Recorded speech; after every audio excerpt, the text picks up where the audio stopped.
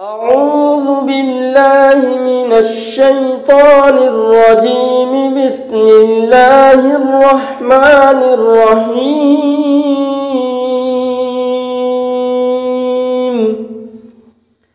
لا أقسم بيوم القيامة ولا أقسم بالنفس اللوامة.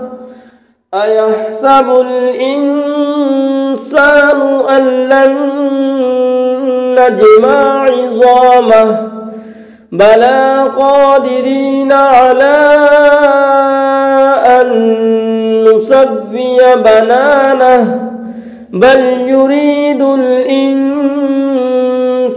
ليفجر أمامه يسأل أيان يوم القيامة فإذا برق البصر وخسف القمر وجمع الشمس والقمر يقول الإنسان